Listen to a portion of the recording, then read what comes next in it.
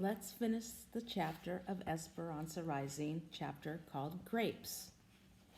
A few days before her birthday, Esperanza begged Miguel to drive her to the foothills before sunrise. There was something she wanted to do.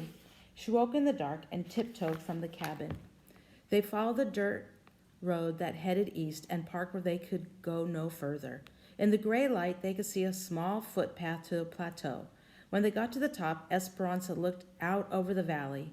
The cool, almost morning air filled her senses. Below, she could see the white roofs of the cabin in straight rows, the fields beginning to take form, and over the eastern mountains a hopeful brightening. She bent over and touched the grass. It was cool but dry. She lay down on her stomach and patted the ground next to her. Miguel, did you know that if you lie on the ground and stay very still, you can feel the earth's heart beating? He looked at her skeptically. She patted the ground again. Then he lay down as she was facing her. Will this happen soon, Esperanza?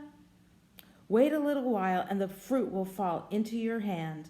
Aguate tantito y las frutas cayera en su mano. He smiled and nodded. They were still. She watched Miguel watching her, and then she felt it, beginning softly, a gentle thumping repeating itself, then stronger. She heard it too, shoop, shoop, shoop, the earth's heartbeat, just like she had felt it that day with Papa. Miguel smiled, and she knew that he felt it too. The sun peeked over the rim of a distant ridge, bursting the dawn into the waiting fields. She felt its warmth washing over her and turned on her back and faced the sky, staring into the clouds, now tinged with pink and orange. As the sun rose, Esperanza began to feel as if she rose with it, floating again like that day on the mountain when she first arrived in the valley. She closed her eyes and this time did not careen out of control. Instead, she glided above the earth unafraid. She let herself be lifted into the sky, and she knew that she would not slip away. She knew that she would never lose Papa or El Rancho de las Rosas or Abuelita or Mama no matter what happened. It was a Carmen, the egg woman, had said on the train. She had her family garden full of roses, her faith and the memories of those who had gone before her. But now she had even more than that, and it carried her up as on the wings of the phoenix. She soared with anticipation of dreams she never knew she could have, of learning English, of supporting her family, of someday buying a tiny home. Miguel had been right about never giving up, and she had been right too about rising above those who held them down. She hovered high above the valley, its basin surrounded by mountains. She swooped over Papa's rose blooms, buoyed by the rose hips that remembered all the beauty they had seen. She waved at Isabel and Abuelita walking barefoot in the vineyards, wearing grapevine wreaths in her hair. She saw Mama sitting on a blanket, a cacophony of color that covered an acre in zigzagging rows. She saw Marta and her mother walking in the almond grove, holding hands. Then she flew over the river, a thrusting torrent that cut through the mountains. And there, in the middle of the wilderness, was a girl in a blue silk dress and a boy with his hair slicked down, eating mangoes on a stick, carved to look like an exotic flower, sitting on a grassy bank. On the same side of the river, Esperanza reached for Miguel's hand and found it, and even though her mind was soaring to infinite possibilities, his touch held her heart to his earth. Estas son las mañanitas que cantaban el rey de David, y las muchachas bonitas, se las cantamos aquí. Despierta, mi bien, despierta. Mira que ya amaneció.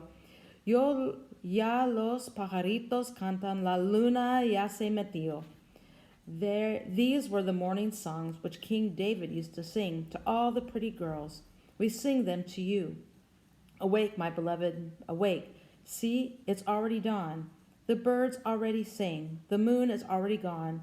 On the morning of her birthday, Esperanza heard the voices coming from outside her window. She could pick up Miguel's, Alfonso's, and Juan's. She sat up in bed and listened and smiled. Esperanza lifted the curtain. Isabel came over to her bed and looked out with her, clutching her doll. They both blew kisses to the men who sang the birthday song.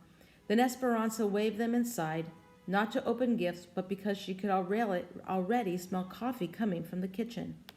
They gathered for breakfast, Mama and Abuelita, Hortensia and Alfonso, Josefina and Juan, the babies and Isabel. Irene and Melina came too, with their family, and Miguel.